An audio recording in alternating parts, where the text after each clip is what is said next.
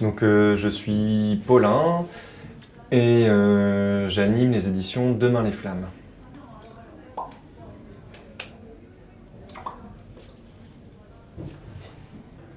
À l'adolescence, j'ai commencé à faire des fanzines dans le monde du punk, donc une aventure qui était vraiment très personnelle, qui était l'écriture sur la musique, sur cette culture que je découvrais, qui me parlait vraiment énormément. Je découvrais un monde auquel j'avais l'impression d'appartenir. Et donc j'ai vraiment commencé à éditer des choses dans ce cadre-là, et j'ai l'impression d'avoir un peu toujours fait ça de toute ma vie. Et à un moment, j'ai quand même découvert la possibilité de faire les choses à plusieurs, en collectif. Et donc j'ai commencé à me mettre dans une maison d'édition en collectif qui s'appelle Ici-Bas, anciennement le CMDE. Et ces deux projets ont un peu existé en parallèle, ces deux envies à la fois de travailler à plusieurs, d'expérimenter, et en même temps de mener un petit peu ma barque dans ce monde du punk au travers des fanzines. Qui s'est transformé au fur et à mesure des années en une maison d'édition, donc Demain les Flammes. Donc c'est vraiment ce travail personnel éditorial dans le monde du punk et le fruit de plusieurs années d'immersion dans ce milieu.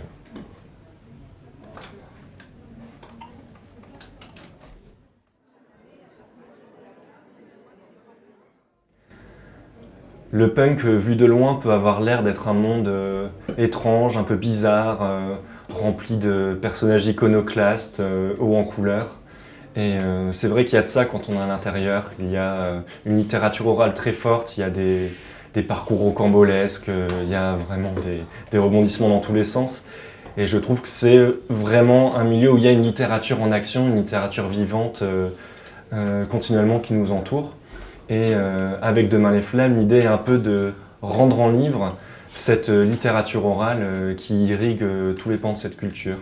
Donc le lien entre tout ce qui est publié à Demain les Flammes, c'est ça. C'est essayer de raconter des histoires qui d'habitude restent dans l'ombre, qui d'habitude sont uniquement orales, mais qui sont circonscrites à des petits milieux. C'est de donner des clés pour que d'autres gens puissent aussi profiter de toute cette faune absolument savoureuse.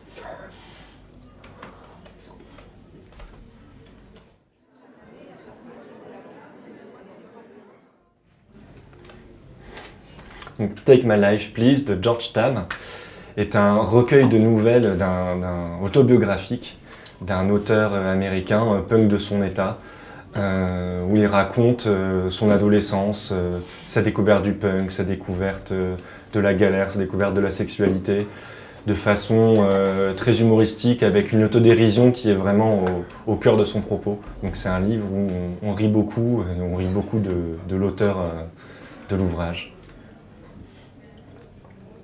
George Tabb a vraiment un talent que j'admire particulièrement, c'est celui de la mise en scène. Être capable en très peu de mots, en quelques dialogues, de poser un décor dans lequel il va présenter une situation humoristique absolument hilarante. Il a vraiment ce talent-là. Et du coup, son écriture, à mon avis, est une écriture de l'efficacité. C'est-à-dire qu'il va à l'essentiel, on va dire qu'il est un peu l'équivalent littéraire d'un bon morceau de punk rock. C'est court, c'est efficace, ça marche, point.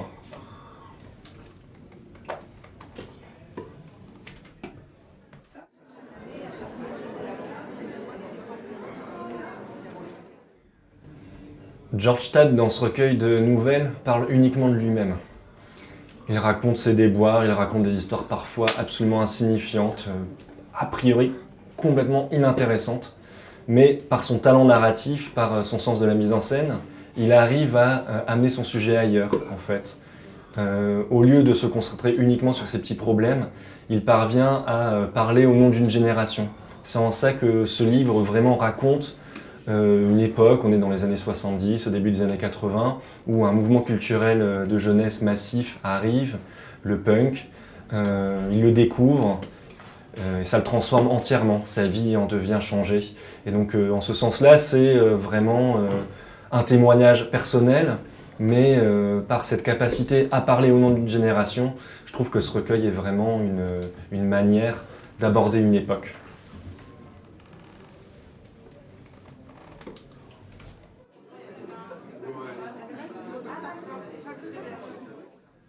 Ce recueil me fait profondément rire. Je crois que c'est vraiment très important d'avoir de la littérature où on se sent bien, où on s'esclaffe en arrivant en bas d'une page, où on jubile à une histoire qui n'a aucun sens, mais qui vraiment juste fait du bien. Donc en ça, ce recueil me touche beaucoup.